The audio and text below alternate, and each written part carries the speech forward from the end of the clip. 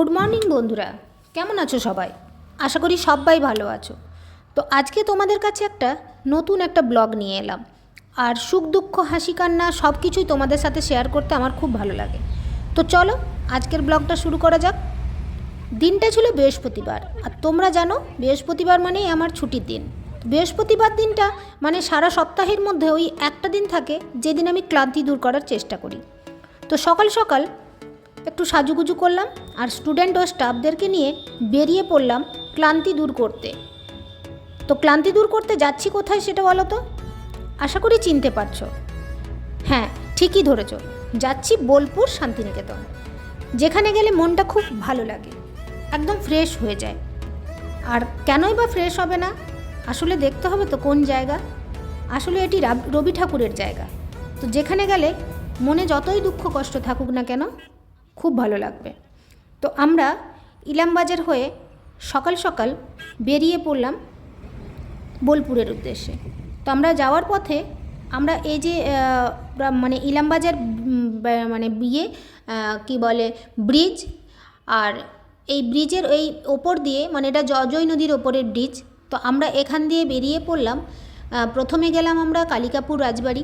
কালিকাপুর রাজবাড়িটা বোলপুর থেকে অনেকটাই দূরে, মানে বীরভূম ডিস্ট্রিক্টের মধ্যেই, বাট অনেকটা মানে সাইড থেকে কেটে যেতে হয়। তো আমরা এই গ্রামের মধ্য দিয়ে আমরা চলে গেলাম কালিকাপুর রাজবাড়ি। তো কালিকাপুর রাজবাড়ি সম্বন্ধে আমার খুব বিশেষ জানা নেই, কারণ এই রাজবাড়ি মানে অনেক পুরনো, 400 বছরের পুরনো। তো এর সম্বন্ধে আমার কোনো কিছুই মানে জানা নেই, পুরোই অজানা। তো এই যে দেখতে পাচ্ছ পুরো চারিদিকের পরিবেশ, মানে এখানে অনেককে জিজ্ঞেস করলাম কিন্তু কেউ সেভাবে কিছুই বলতে পারলো না। তো আমি মেয়েগুলোকে নিয়ে ভেতরে গেলাম। তো মানে আমি পরিস্থিতিটা দেখো, পুরো পুরো ভগ্নদশা হয়ে আছে, পুরো মানে ভয় লাগবে, মানে ভেতরে গেলে মনে হচ্ছে আতঙ্ক লাগছে। আর মানে চারিদিকে গাছগাছালির অবস্থা এরকম, মানে একটা অন্যরকম একটা ব্যাপার ওটাকে তৈরি করে রেখেছে। আর এই ভেতরটা দিয়ে আমরা যেখানে যেখানে আমরা হেঁটে যাচ্ছি, আর এই গলিপথগুলো মানে ছোট্ট ছোট্ট, মানে এই ঘর, মানে আগেকার দিনে কীরকম অবস্থা ছিল, মানে রাজবাড়িটাকে এইভাবে মানুষ থাকতো, তখন তো মানুষই থাকতো, অন্য কেউ তো থাকতো না। তো রাজারা কি করে এইভাবে থাকতো আমি বুঝে পাই না, মানে মানে দেখো ভেতরের পরিবেশ। তো এদের নাকি মানে এটা পুরনো বাড়ি, আর আরেকটা আছে যেটাকে সংরক্ষণ করে রাখা হয়েছে, তাকে সাজিয়ে গুছিয়ে সুন্দর করে রাখা হয়েছে। তো শুনলাম ওখানে নাকি শুটিং হয়, ওখানে গয়নার বাক্সের শুটিং হয়েছে, রসগোল্লা সিনেমার শুটিং হয়েছে। তো এরকম শুটিং হতেই থাকে। তো আমি ওখানটাতে যাওয়ার আমাদের সুযোগ হয়ে ওঠেনি, মানে সময় পেলাম না। আর সময়ের থেকেও বড় কথা আমার জানা ছিল না, মানে একটু অজানা ছিলাম। আমি ভেবেছিলাম যে হয়তো এই পুরনো বাড়িটাই, এটাই কালিকাপুর রাজবাড়ির মানে এটাই মেন হয়তো। তো যাই হোক, আমার এটা ভুল ছিল। আর এর ইতিহাস সম্বন্ধে আমার কিচ্ছু জানা নেই। তো এর ইতিহাস একদিন মানে আমার ইচ্ছে আছে, যদি আমি আগামী দিনে কোনো একদিন মানে আসতে পারি, তো সেরকম সুযোগ নিয়ে এর টোটাল ইতিহাস সম্বন্ধে আমি জানবো। আর যেদিন আমি জানতে পারবো সেদিন তোমাদের কাছেও আমি শেয়ার করব। এখান থেকে আমরা খুব আনন্দ করে সবাই মিলে কিছু ফটো তুলে, আর ভেতরে শুটিং মানে ওখানে একটা ফটোশ্যুট হচ্ছিল, তারপরে ওখান থেকে আমরা বেরিয়ে পড়লাম বোলপুরের উদ্দেশ্যে। তো বোলপুর শান্তিনিকেতন ওখান থেকে তোমার ওই কত হবে, 10-12 কিলোমিটার হবে। ওখান থেকে আমরা বেরিয়ে পড়লাম। তারপরে আমরা আর সবথেকে বড় ব্যাপার হচ্ছে, যত আমরা ভেতরে যাচ্ছি, মানে বোলপুরের ভেতরে যাচ্ছি, ততই যেন পরিবেশের মধ্যে একটা আনন্দের একটা মানে উৎসবের সবসময় একটা মানে ছোঁয়া, মানে একটা আনন্দ, অন্যরকম একটা মানসিকতা হয়ে যাবে, পুরো মনটাই চেঞ্জ হয়ে যাবে। আর কেনই বা হবে না সেটাই বলো? যতই এগিয়ে যাচ্ছি ততই মনে হচ্ছে একটা আর্টিস্টিক ব্যাপার, মানে হোটেলগুলো আর্টিস্টিক ব্যাপার, সাজানো গোছানো পুরো ব্যাপারটাই একটা অন্যরকম। মানে এরকম বাংলাতে লেখা, পুরো বাংলার চিন্তাধারা, মানে মানসিকতা পুরো কবির মানে একটা মানে যেটা যে কবির জায়গা, সেটা বারে বারে মানে ওখানের মানুষের চিন্তাধারাটাও বাস্তবিক সেভাবেই ওরা প্রমাণিত করে রেখেছে যে হ্যাঁ, এটা রবি ঠাকুরের জায়গা, আমাদেরকে সেভাবেই করে রাখতে হবে। এজন্য সত্যি সত্যি শান্তিনিকেতনকে স্যালুট, মানে সত্যিই আমার খুব ভালো লেগেছে। তো আমরা পৌঁছে গেলাম শান্তিনিকেতন। আমরা যে এই পার্কটাতে যেখানে এলাম, এখানে অ্যাকচুয়ালি দোল উৎসব হয়, আর পৌষ মেলা যে প্রাঙ্গণটা, পৌষ মেলা এখানেই হয়। তো আমি আগেও এসেছিলাম, কিন্তু সেভাবে মানে অতটা তখন বুঝতে পারতাম না। আগে আমি বাইকেও এসেছি, কিন্তু এবারে আমি আমার মানে স্টাফ ও স্টুডেন্টদেরকে নিয়ে আমি এলাম। একটু মানে পুরো ব্যাপারটা মানে কি বলবো, বেশ অন্যরকম একটা মজা লাগছিল। আর অনেক দিন আগেই এসেছিলাম, অনেক দিন পরেই এলাম। তো এবারে ওখান থেকে আমরা পার্কের ভেতরে 30 টাকা টিকিট দিয়ে আমরা ঢুকলাম। 30 টাকা টিকিট, মানে 30 টাকাটা বড় কথা না, বড় কথা হচ্ছে পার্কটাকে এত সুন্দর করে সাজিয়ে গুজিয়ে রেখেছে, মানে এত সুন্দর করে রেখেছে। আর প্রত্যেকটা জিনিস, প্রত্যেকটা মানে সৌন্দর্যের মধ্যে একটা আর্টিস্টিক একটা ব্যাপার, প্রত্যেকটা জায়গার মধ্যে মানে এক একটা জায়গা অন্যরকমভাবে সাজিয়ে রেখেছে, মানে পুরো পুরো ব্যাপারটাই, চিন্তাধারাটাই অন্যরকম। আর বড় যে দোল উৎসবটা হয়, যেটা ফাল্গুন মাসে মার্চে হয়, সেটা এখানেই হয়, মেবি এখানেই হয়, আমি তো তাই শুনলাম। তো চলো পুরো পার্কটা আমরা ঘুরলাম, খুব আনন্দ করলাম। এখানে একটা বুদ্ধের কত বড় একটা স্ট্যাচু করা আছে। তো আমরা হেঁটে যেতে যেতে দূর থেকে আওয়াজ পাচ্ছি একটি বাউল গান হচ্ছে।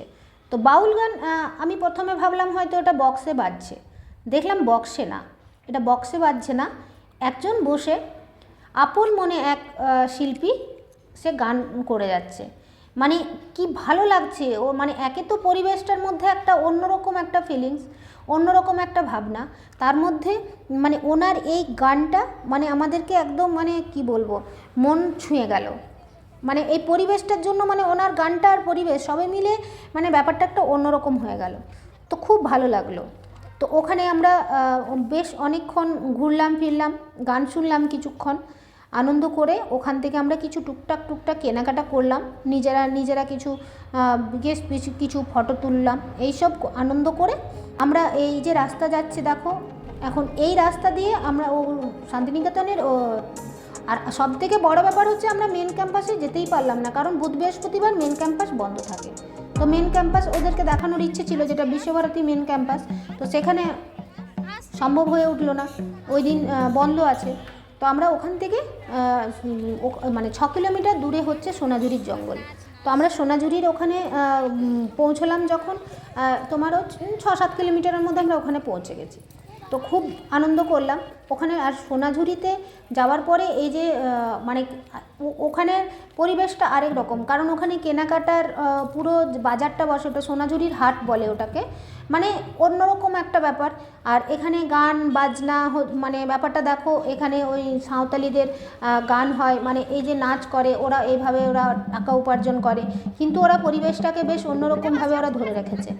আর এখানে সমস্ত কিছু মানে যে জিনিসগুলো বিক্রি হচ্ছে অনেকটাই সস্তা দরে পাওয়া যায়।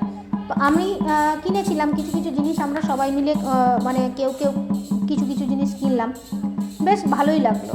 সারাটা দিন আমরা ওখানে খুব এনজয় করলাম, আমরা কিছু ফটো তুললাম, কিছু যে যার সেটার মতো আমরা বেশ আনন্দ করলাম ওখানে, আমরা খাওয়া দাওয়া করলাম। আর মানে বেশ সারাদিন আমরা ওখানে ওদের সাথে, সাঁওতালিদের সাথে নাচ করতে বেশ ভালোই লাগলো, একটু মজা করলাম সবাই মিলে। দেন আমরা ওখান থেকে বেরিয়ে পড়লাম কোপাই নদী দেখতে যাব বলে। কিন্তু কোপাই নদী দেখতে তো এলাম, ওখান থেকে বেশি না, 6-7 কিলোমিটারই রাস্তা। কোপাই নদী এসে দেখতে পেলাম মানে কোপাই নদী কি বলবো তোমাদের, মানে এটা বলে বোঝানো যাবে না। কোপাই নদীর একটা পুরো ধ্বংস হয়ে গেছে, ধ্বংস। মানে কোপাই নদী শুনেছি রবি ঠাকুর নাকি ওখানে বসে গান লিখতেন, কবিতা লিখতেন। তো আজকের মানে এই নদীর এই অবস্থা, জীর্ণ অবস্থা দেখে না আমার সত্যি খুব কষ্ট হলো। অনেক কিছুই সংরক্ষণ করে রেখেছে, অনেক কিছুই ওখানে মানে বাঁচিয়ে রেখেছে, কিন্তু এই নদীর এই যে ব্যাপারটা না, মানে খুব নোংরা, ভীষণ নোংরা, মানে ওখানে দাঁড়াতেই ইচ্ছে করলো না। ওখান থেকে আমরা আবার গাড়ি ব্যাক করে আমরা বেরিয়ে পড়লাম কঙ্কালীতলাতে গেলাম। ওখানে তোমার ওখান থেকে কত হবে, তোমাদের ওই 8-9 কিলোমিটার হবে। তো আমরা কঙ্কালীতলাতে পৌঁছলাম। কঙ্কালীতলাতে পৌঁছে এখানে শুনেছি নাকি মায়ের যে 51 পীঠ আছে, 51 পীঠের মধ্যে এক পীঠ হচ্ছে কঙ্কালীতলা। মানে এখানে নাকি কঙ্কালীতলাতে মায়ের দেহ পড়েছিল, তো এটা আমি শুনলাম। তো এখানে মানে মনের যা সমস্ত কিছু ইচ্ছে ওখানে মানে প্রকাশ করলে মা তা পূরণ করেন। তো কঙ্কালী খুব জাগ্রত, ভীষণ জাগ্রত। তো ওখান থেকে আমরা পুজো দিইনি, কারণ আমরা আমাদের মানে অনেক বিকেলে আমরা পৌঁছেছিলাম ওখানে, সেই খাওয়া দাওয়া কাপড়ে আমরা পুজো দিইনি। আমরা ওখান থেকে একটু ঠাকুর দেখে প্রণাম করে আমরা ওখান থেকে বেরিয়ে পড়লাম। বেরিয়ে এই যে মহাদেবের মন্দির, যেখানে মা থাকবেন সেখানে বাবাকে তো থাকতেই হবে। তো মহাদেবের মন্দির এখানে মানে আমরা ওই একদম পাশেই আছে মহাদেবের মন্দির। তো ওখান থেকে আমরা ঠাকুর দেখে আমরা ওখান থেকে আবার ব্যাক করলাম। ব্যাক করে সারাটা দিন এইভাবেই আমাদের কেটে গেল। আনন্দ খুঁজে নিলাম সারাদিন, যে যার মতো করে আমরা আনন্দ খুঁজে নিলাম আর সবাই মিলে খুব মজা করলাম। তো আবার আমরা রওনা দিলাম বাড়ির উদ্দেশ্যে, যে যার সেই গন্তব্যে। তো আমরা বেশ এনজয় হলো, সবাই খুব আনন্দ করেছে, আমার মেয়েরা সবাই খুব আনন্দ করেছে। তো চলো, কেমন লাগলো তোমাদের ব্লগটা বলবে। আশা করি তোমাদের সবারই ভালো লাগলো, আর আমাদের তো খুবই ভালো লেগেছে। তো নেক্সট ব্লগে আবার তোমাদের সাথে দেখা হবে। সবাই ভালো থেকো, সুস্থ থেকো, এটাই কামনা করি। আর সবাইকে দেখার সুযোগ করে দাও, পারলে আমার ব্লগটা একটু শেয়ার করে দিও। আর ভালো থেকো সবাই। আবার একটা নতুন ব্লগে তোমাদের সাথে আমার দেখা হবে। তো আজকের মতো রাখি, টাটা, ভালো থেকো সবাই।